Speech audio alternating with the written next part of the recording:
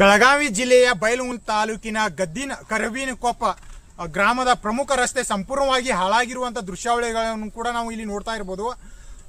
ಈ ರಸ್ತೆ ಹೇಗಿದೆ ಅಂದರೆ, ಒಂದು ಕಡೆ ರಾಜ್ಯ ಹೆದ್ದಾರಿಯಿಂದ ರಾಷ್ಟ್ರೀಯ ಹೆದ್ದಾರಿಗೆ ಸಂಪರ್ಕ ಕಲ್ಪಿಸುವಂಥ ಈ ರಸ್ತೆಯ ಪಕ್ಕದಲ್ಲಿ ಅಕ್ಕಪಕ್ಕದಲ್ಲಿ ಸಾಕಷ್ಟು ಗುಂಡಿಗಳು ಕೂಡ ಬಿದ್ದಿರುವಂಥ ದೃಶ್ಯಾವಳಿಯನ್ನು ಕೂಡ ನಾವು ಇಲ್ಲಿ ನೋಡ್ತಾ ಇರ್ಬೋದು.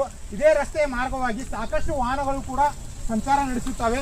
ಒಂದು ಕಡೆ ಈ ರಸ್ತೆ ಸರಿಯಾಗಿ ಅಂದ್ರೆ ಮಧ್ಯಭಾಗದಲ್ಲಿ ಸರಿಯಾಗಿದ್ರೂ ಕೂಡ ಅಕ್ಕಪಕ್ಕದಲ್ಲಿ ಸಾಕಷ್ಟು ಗುಂಡಿಗಳು ಬಿದ್ದಿರುವಂತಹ ದೃಶ್ಯಾವಳಿಗಳನ್ನು ಕೂಡ ನಾವು ಇಲ್ಲಿ ನೋಡಬಹುದು. ಸಾಕಷ್ಟು ಇಲ್ಲಿ ಮಳೆ ಬೀಳುವುದರಿಂದ ಪಕ್ಕದಲ್ಲೇ ಇರುವಂತಹ ಗುಂಡಿಗಳಲ್ಲಿ ಸಾಕಷ್ಟು ನೀರು ತುಂಬಿಕೊಂಡಿದೆ.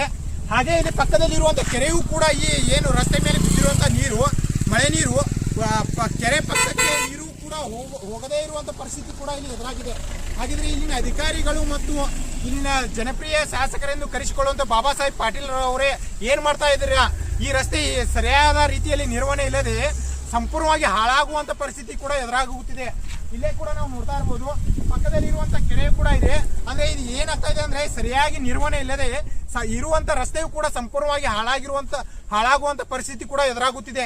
ಇಲ್ಲೇ ನೀವು ನೋಡ್ತಾ ಇರ್ಬೋದು, ಏನಾದ್ರೂ ಎರಡು ಬದಿಯಲ್ಲಿ ಕೂಡ ಅಂದ್ರೆ ವಿರುದ್ಧ ದಿಕ್ಕಿನಲ್ಲಿ ಯಾವ್ದಾದ್ರು ವಾಹನಗಳು ಬಂದ್ರೆ ಪಕ್ಕದಲ್ಲಿ ಇರುವಂತ ಗುಂಡಿಗಳಿಗೆ ಇಳಿಸುವಂತ ಸಂದರ್ಭದಲ್ಲಿ ಸ್ಕಿಡ್ ಆಗಿ ಪಕ್ಕದಲ್ಲಿ ಇರುವಂತ ಕಾಲುವೆಗೂ ಕೂಡ ಹೋಗುವಂತ ಪರಿಸ್ಥಿತಿ ಕೂಡ ಎದುರಾಗಿದೆ. ಇಲ್ಲಿ ಕೂಡ ನಾವು ನೋಡ್ತಾ ಇರಬಹುದು, ಪಕ್ಕದಲ್ಲಿ ಸಾಕಷ್ಟು ಕೂಡ ಕಾಲುವೆ ಇದ್ರೂ ಕೂಡ ಪಕ್ಕ ಇಲ್ಲಿ ಏನು ಮಳೆ, ಈ ರಸ್ತೆ ಮೇಲೆ ಏನು ಮಳೆ ನೀರು ಬಿದ್ದಿರುತ್ತದೆ ಅದು ಕೂಡ ಸಂಪೂರ್ಣವಾಗಿ ಶೇಖರಣೆ ಆಗಿ ಈ ಅಂದ್ರೆ ಪಕ್ಕದಲ್ಲಿ ಇರುವಂತಹ ಗುಂಡಿಗೆ ಶೇಖರಣೆ ಆಗುತ್ತದೆ.